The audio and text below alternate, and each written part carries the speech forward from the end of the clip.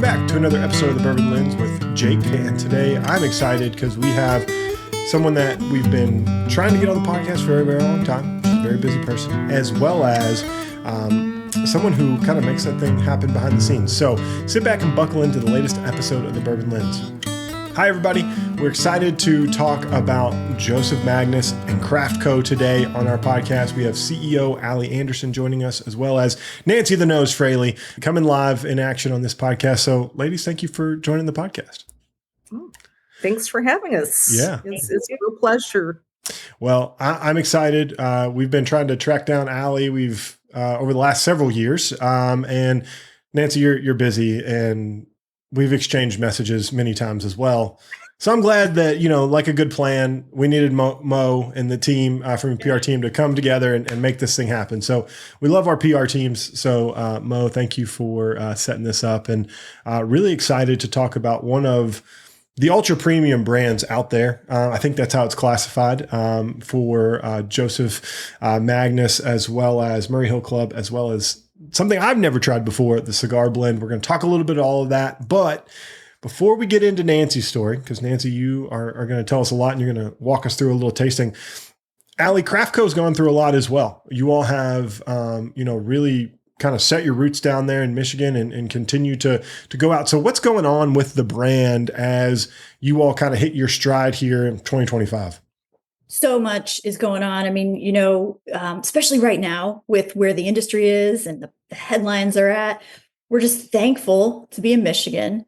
We all know like the consumer in Michigan is rabid for their own brands. Yep. So for us, 2025 is super exciting. Yeah, there's a lot of headlines and a lot swirling around the industry, but we're going to do what we've always done, which is make really great whiskey and sell it to the folks that enjoy drinking it with us.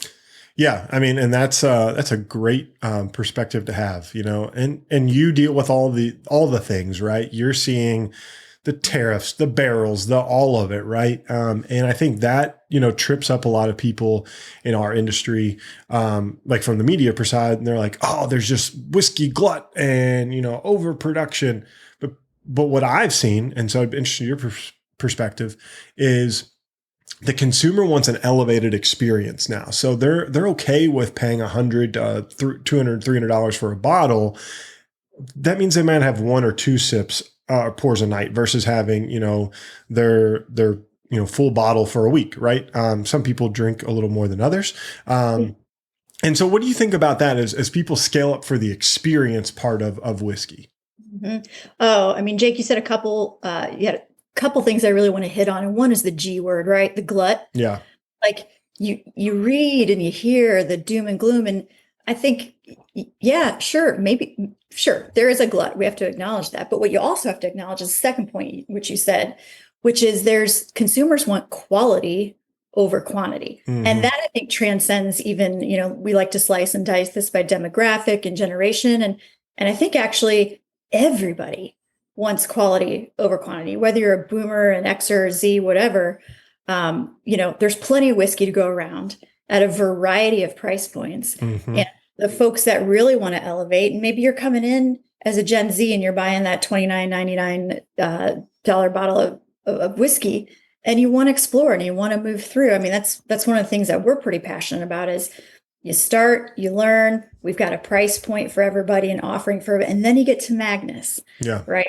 And you really are able to appreciate, because of like the consumer education efforts that Nancy does, that we do, you're really able to appreciate what's in that bottle. So yeah, there's a ton of whiskey out there. There's a ton of really great whiskey out there. For sure. And it's going to get drink like it always does. Right. Hey, so. I struggle with words too. So I get that. And, yeah. as we as consumers, like until I think we've not met the need for the consumer, right? If bottles are still allocated, it means that in my mind, people can't get what they want all the time. And we think about like this growth to the east of us, right? In different countries and things like that. Well, like I want to be able to get Cigar Blend when I want it. If I want that elevated pour, I want to get, Magnus when I want it. And I can go to my local liquor store, which is Liquor Barn here in Louisville, or Total Wine.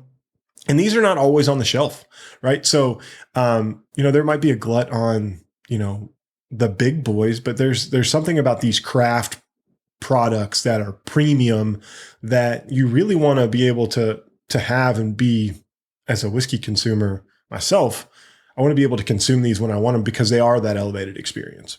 Yeah. And, I think we're really protective of that too.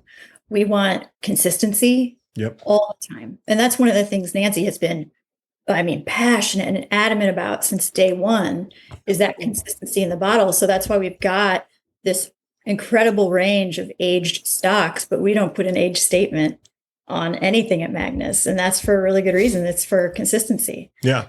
For sure. And that brings me to Magnus, right? We talked about this and there's a little story. I'm going to try to bob and weave because you all gave me a little heads up. So this, the Joseph Magnus triple blend is kind of the leader in the clubhouse, right? Like this is your leadoff hitter, right? This is what you all kind of went with. We're on batch 396. Maybe there's probably 400 at this point. Yeah. Let me show you. I got batch. In fact, I was going to pour this in a second. I got batch 9. Okay. So yeah. So I just happened to be what I pulled out of my closet today. Yeah. But that's 4. Which one do you have, Nancy? 44?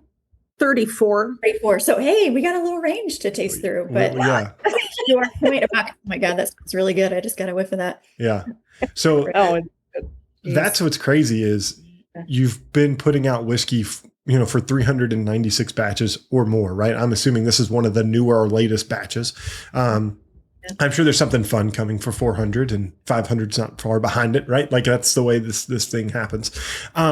So this is a triple finish, right? So this is finished in sherry and cognac, and then obviously the original bourbon barrel. So Nancy, you do a lot of the blending, all the blending.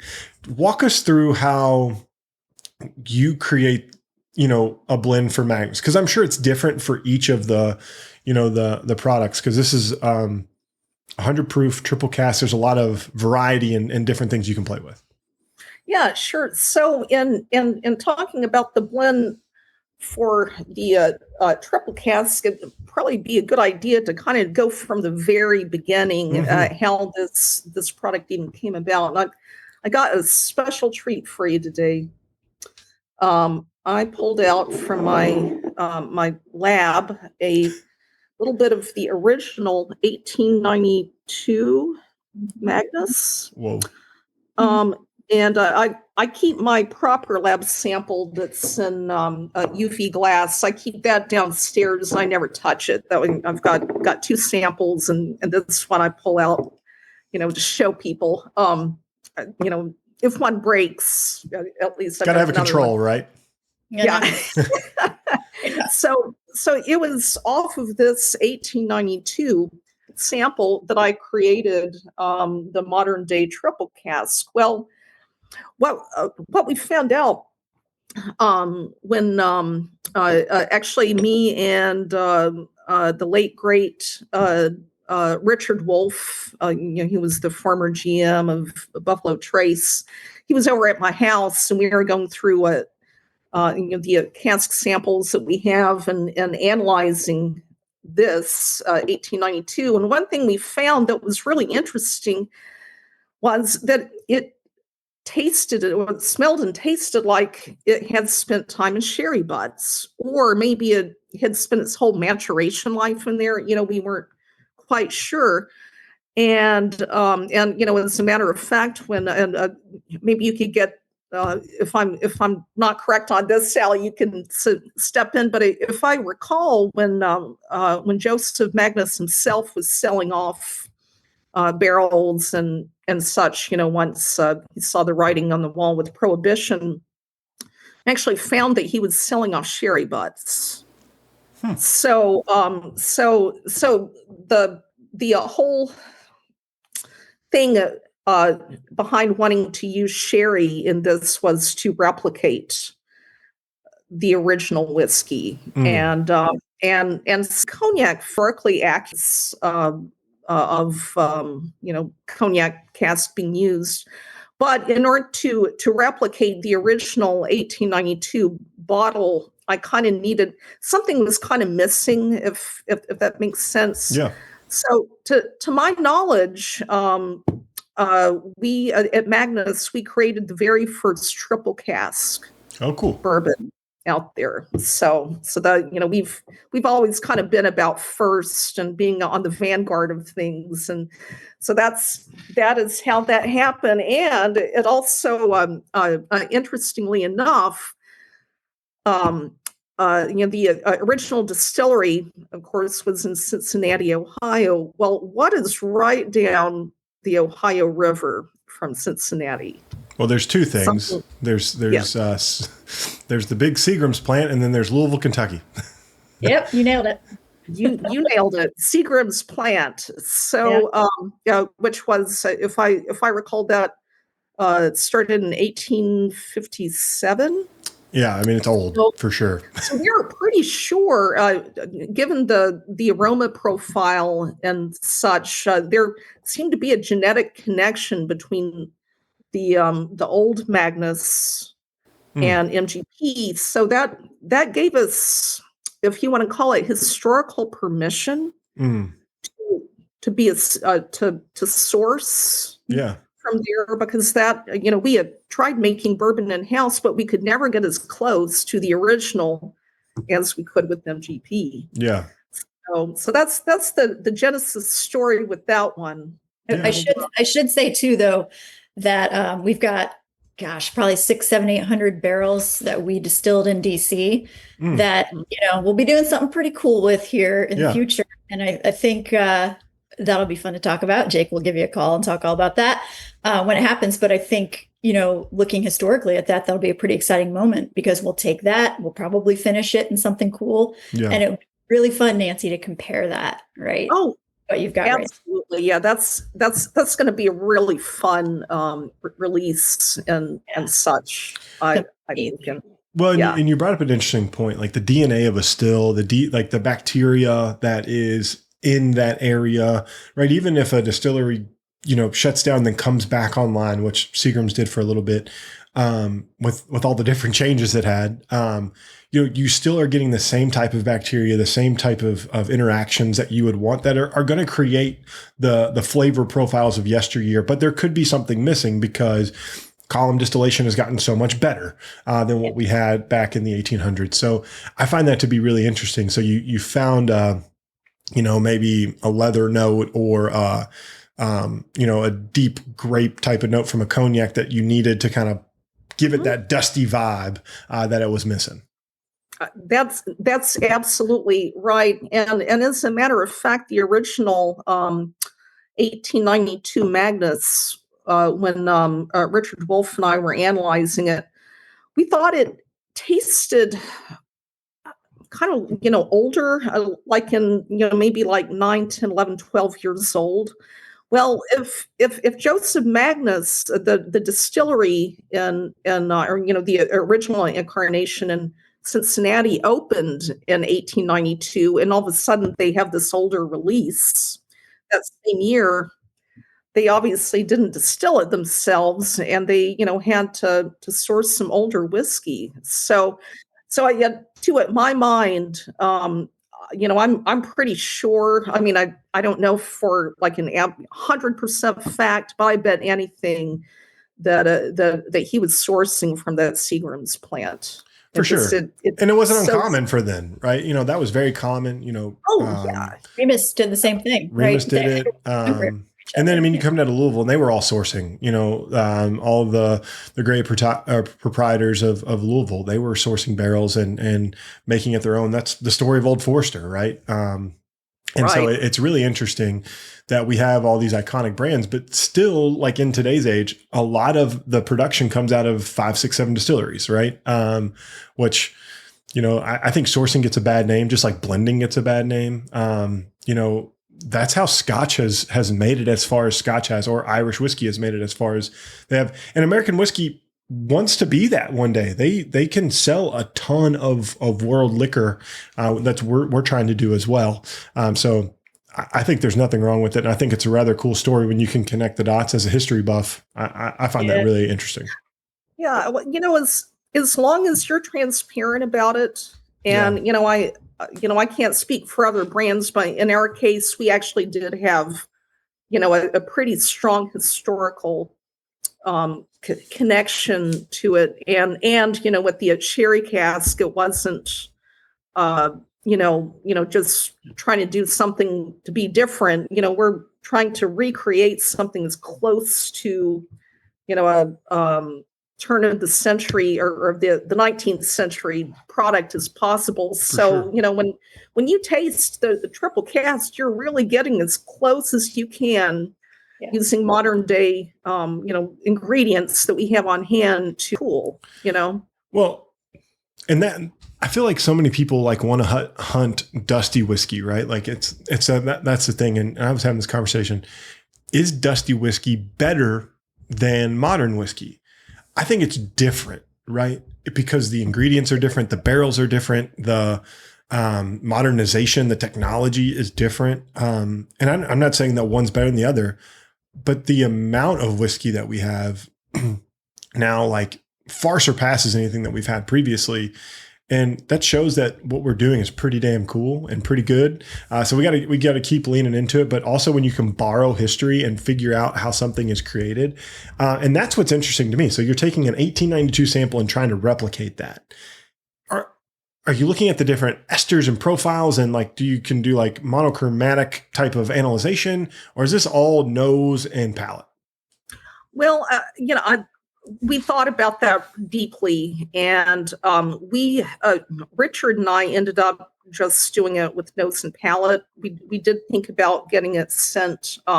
Actually, I did send a sample of the original to be sent, to have some gas chromatography run on it.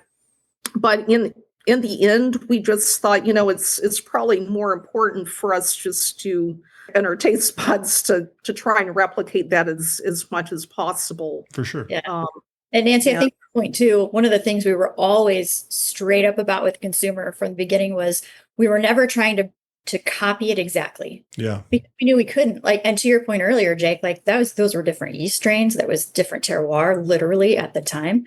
But what we were trying to do is use what Magnus did, those techniques, and what Nancy brought from the Armagnac and brandy world, right? Of old world slow proofing, those kinds of techniques to a modern product and coming as close as possible as we could. And, I think we did it. So yeah.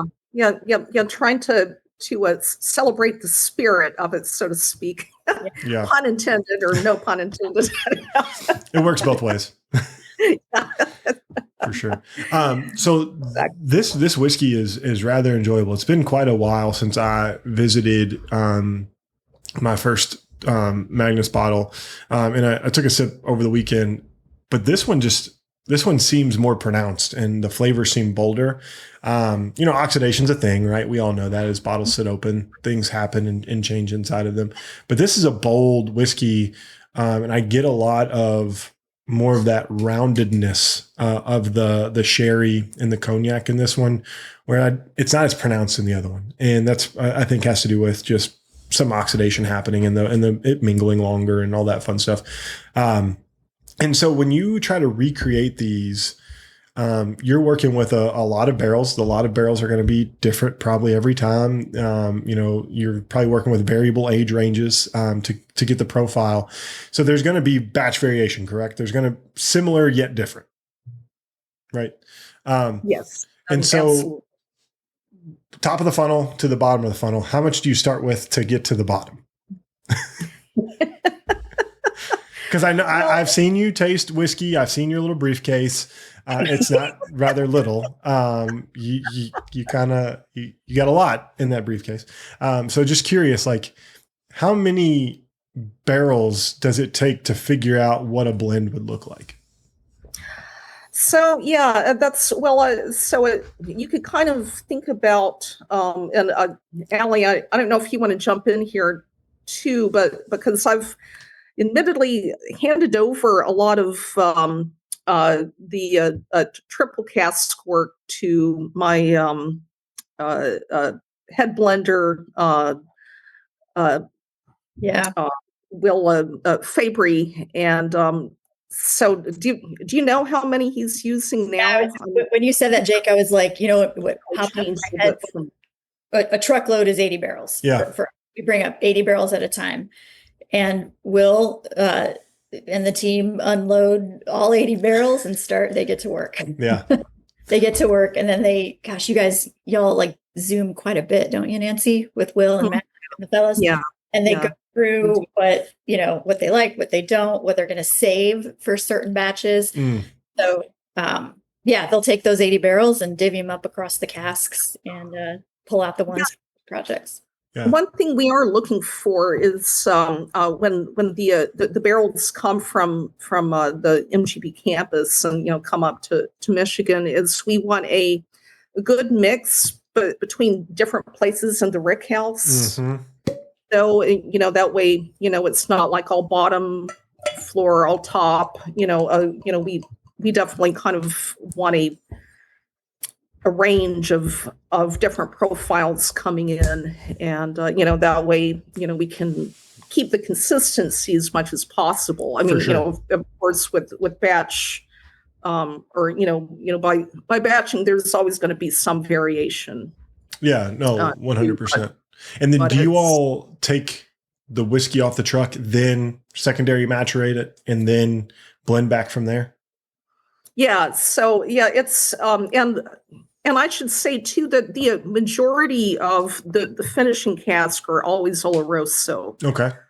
So the because the original Magnus kind of fit more of an Oloroso profile. The has just a little bit of PX in there and a little cognac, just to kind of get it, kind of course corrective.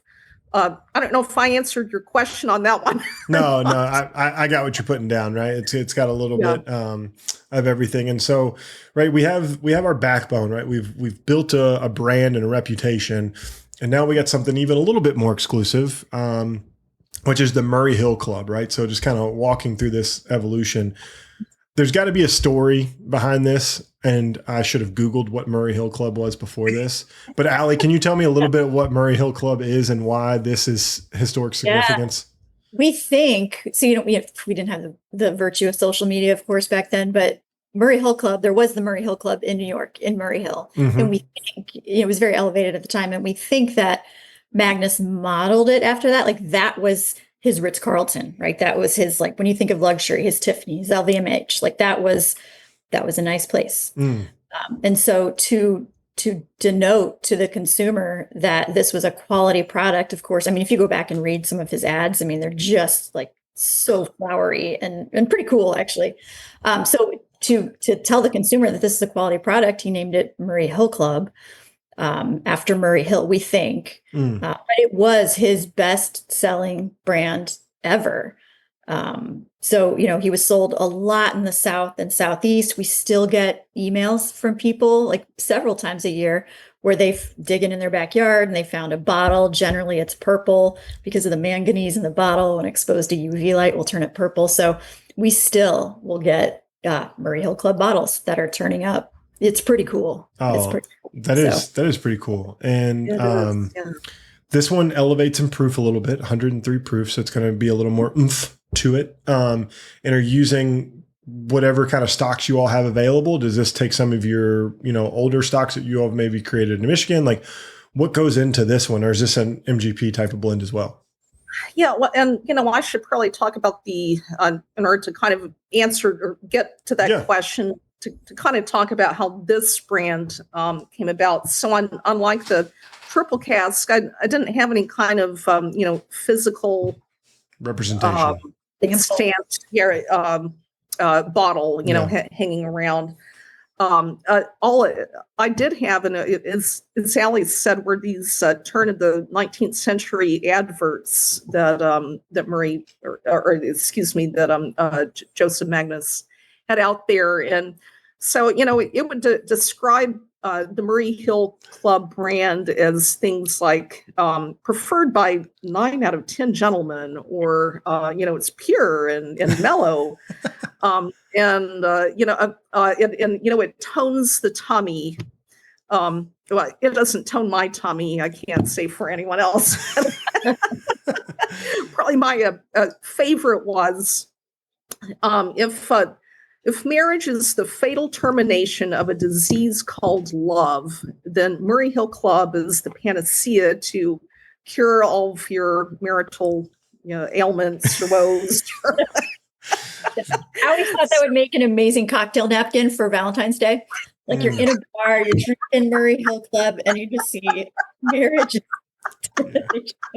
That's so brilliant. This guy was ahead of his time. I mean, he should have really been living in 2025. Like, Yeah, absolutely.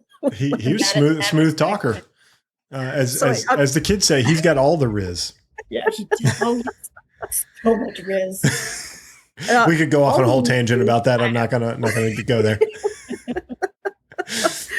So that's all that we had on it, and we knew that it was a blend, so made the decision to make it a blended bourbon, but to use so it has just for say maybe every 18 bourbon cask it has maybe 1 or 2 light whiskey casks. Okay. So it's, the majority of the blend is, actually like real bourbon, with just a little bit of light whiskey to kind of pay a nod to the, historical product. But yeah, it was meant to kind of, just be, as close in spirit to what we think the original product was. I don't know if you want to add anything in there, Allie, or jump in, or any other thought on Murray Hill. When we were developing this, I remember you saying that there were no true bourbon blends on the market at the time.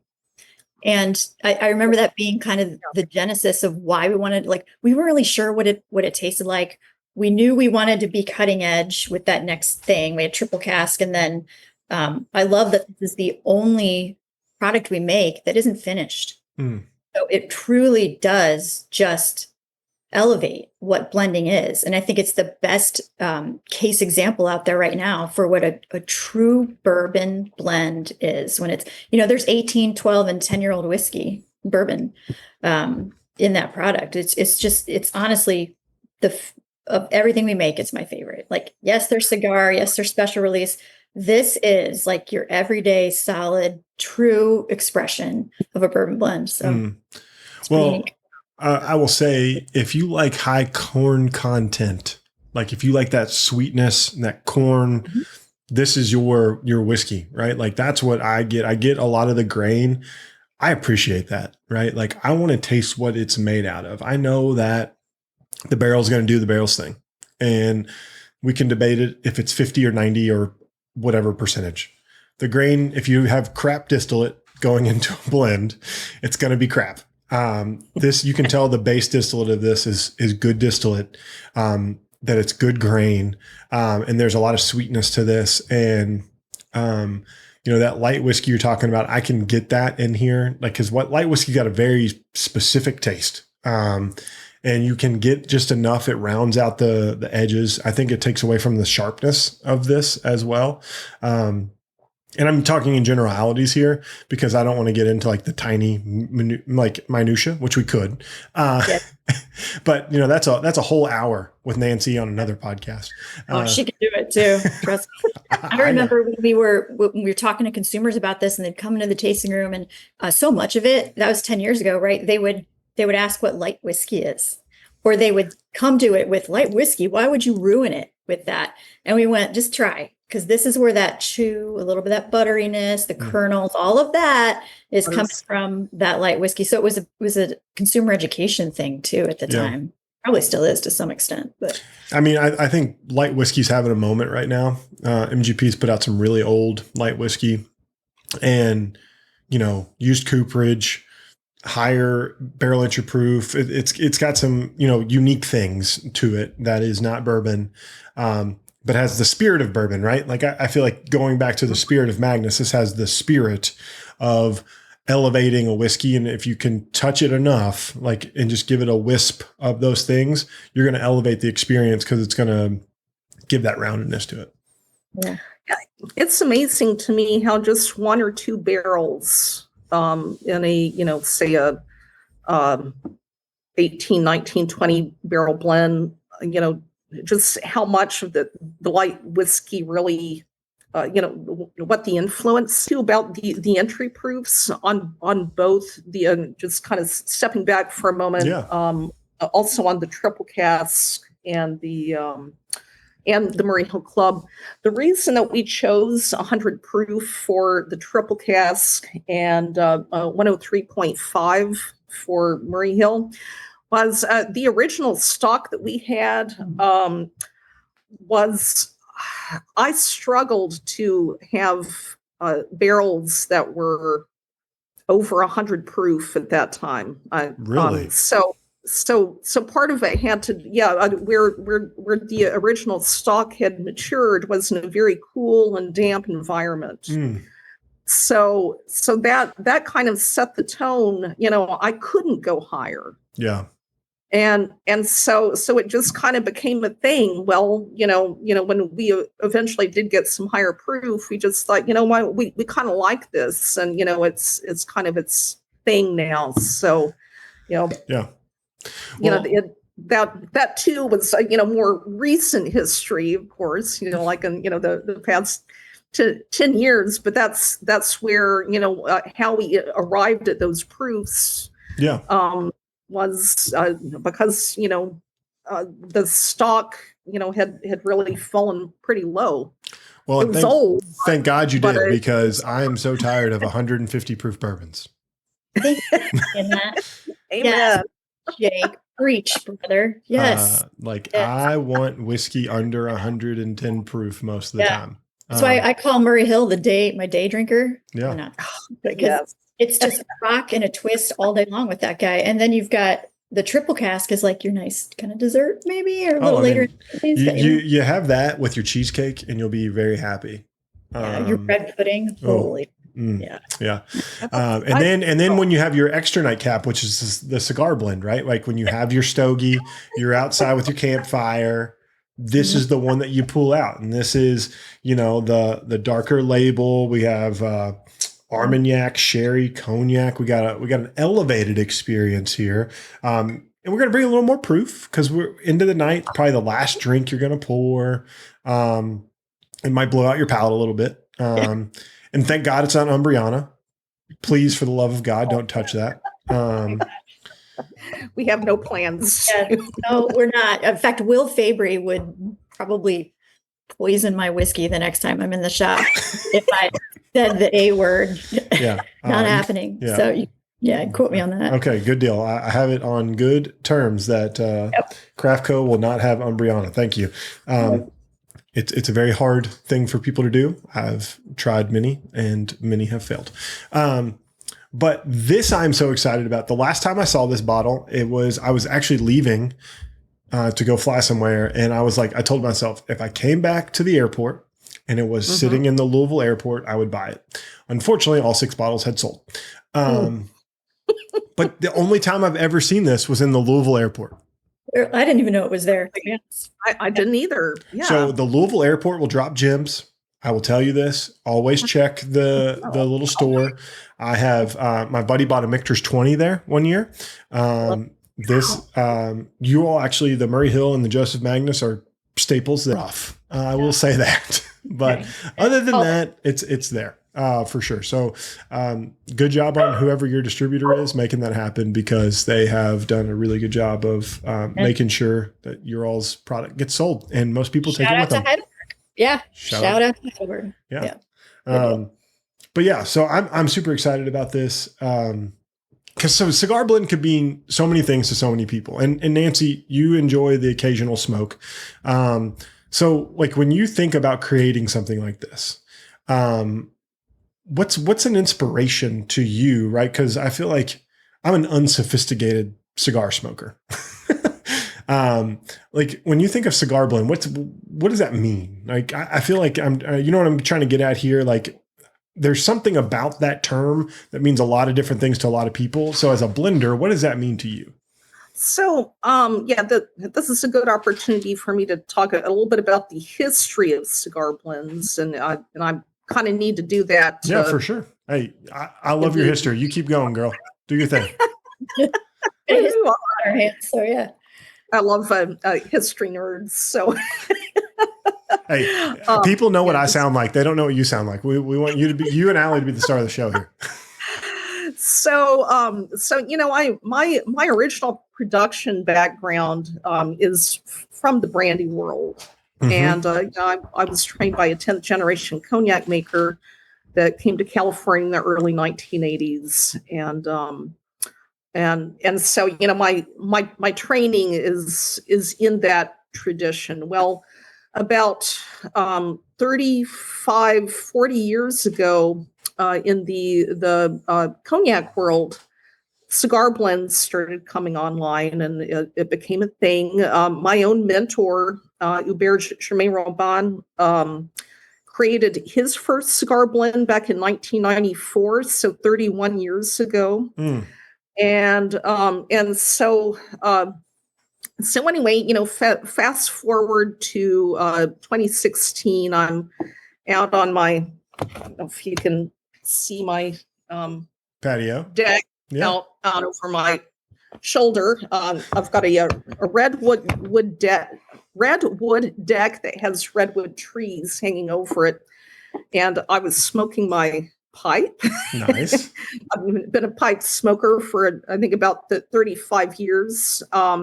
So I was having a pipe, and I was, it was a beautiful spring evening. I had some of my, classic favorites like William LaRue Weller and George T. Stagg, and it's not that they didn't stand up to a cigar. It's. I mean, of course, they're, like the, pinnacle of great whiskeys, but there was something that I was looking for. Yeah.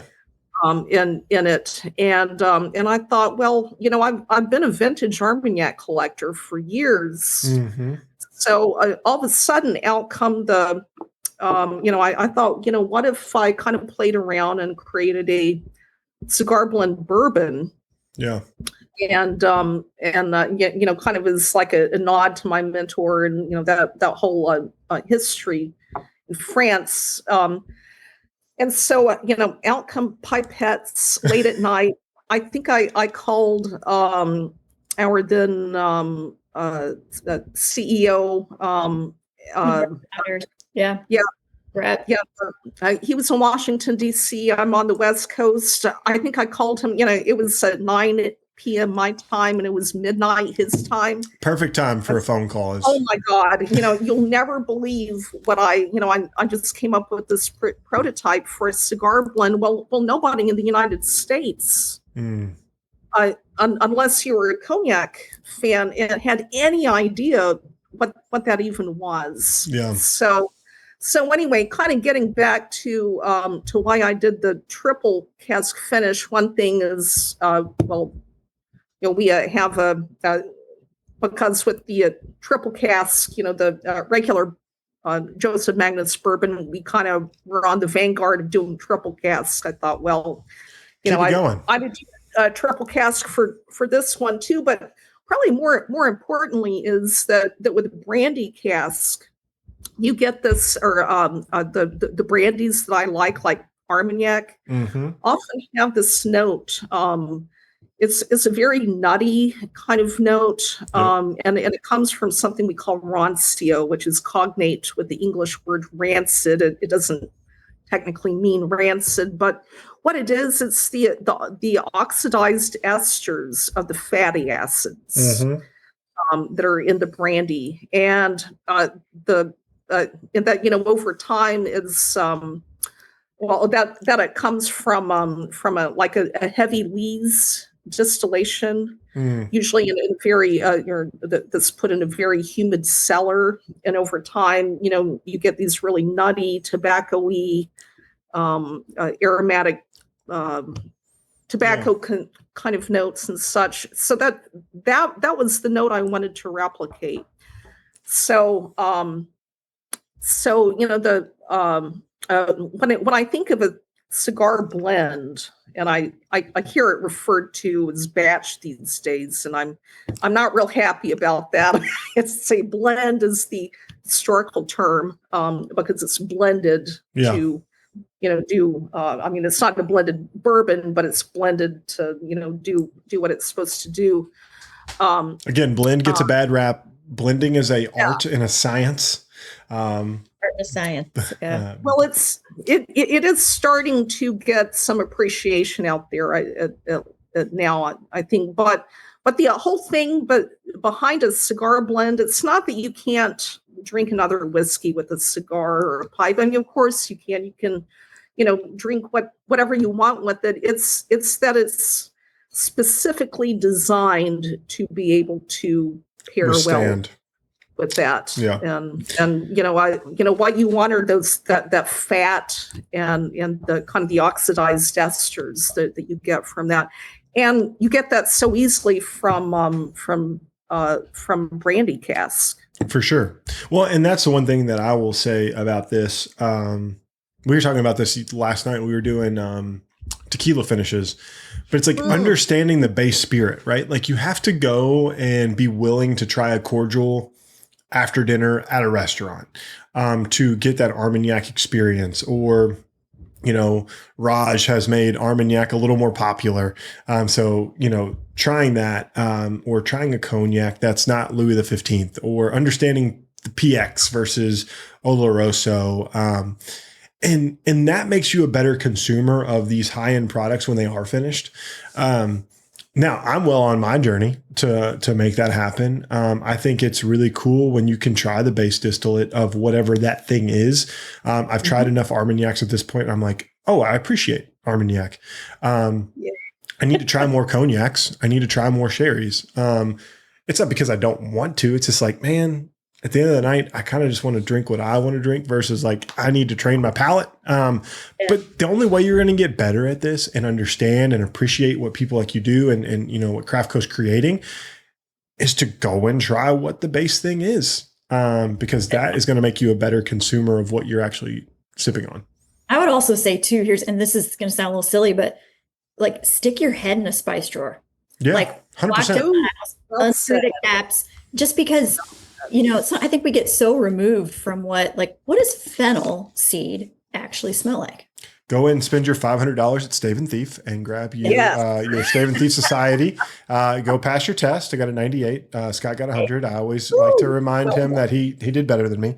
But I mean, honestly, when I go to do a review of something, I will go and I will smell all of these things. There's 17, there's 33 things, and I'll just go and just take a quick whiff of each of them just to get my nose right. Some are congeners, some are, actual flavors. And Flavor Man does a really great job. So shout out to Stave and Thief Society.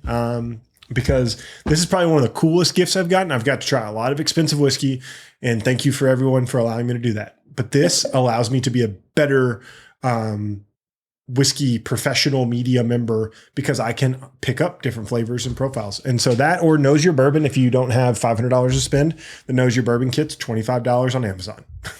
Dude, I'll probably get in trouble for this, but my kids like to nose bourbon. Oh, my son does too. Right. And they what they pick out, right? Because they don't have this whole lifetime of weird flavors that but they pick out the purest stuff. And so I think it's inspiring to get back to that and just be like, wait, what does nutmeg actually smell like? Oh, right? Man. Keeps the sauce sharp. Yeah. And the difference between artificial, which you could buy at Kroger or whatever, in the tin can versus actually when you shave some nutmeg down, right? There's a difference. Artificial, I wouldn't say it's artificial, but pre-ground versus you're grinding yourself. There's different aromatics to that, different places where it was the terroir of things are different. And so food inspires my whiskey, right? And that's how I describe a lot of things. And Nancy, you can attest to this. I think the more experiences you give your palate, the better off you're going to be as a whiskey taster. I 100% agree with that. And it's something I find too, that if like what Allie was saying, go revisit your spice rack, for example. But something you can do just throughout your day, if it's to from the moment you wake up, to be conscientious of what it is that you're smelling. Am I smelling the waking up to the smell of brewed coffee, or scrambled eggs, or you go out your door and your neighbor's mowing their yard and you smell chlorophyll. Yeah. From cut grass, or just kind of being very, very conscientious of, or as much as possible. You've got to live life and do other things, of course, but when some kind of aroma comes along like that, that's kind of intense. Or I love the smell of cut grass. Me too. Me too. So, and gasoline. Anybody else for gasoline? No, I like gasoline. The smell of Home Depot and Lowe's. Walking in the fresh lumber. Just love the smell of lumber. That's a smell of lumber. If you've ever been to a cooperage before, like the smell of wood burning or toasting, is just beautiful. But what? However, you can just go through your day, your normal life, and just be cognizant of certain aromas that pop up. They might not always be pleasant, but that's okay. You're training your brain to be more aware of these things. 100%. You taste with your nose, right? We talk about it all the time, right? And my favorite story to tell is there was a decanter series, old Fitz 9-year. When I opened it up, it smelled like a Toyota motor manufacturer. That was I had gone to that place many of times. My colleague who started the podcast with us, he was like, "Man, this smells like industrial shop." And we rode that thing out for 6 months, and we shat on that whiskey, like not publicly, but we shat on it. Yeah. And then like oxidation happened, and then it became one of the best bourbons I've ever had. And it's just crazy what, you gotta open your bottles. Like, you gotta let them interact, because that's what they're made for. Drink them, enjoy them, create a relationship.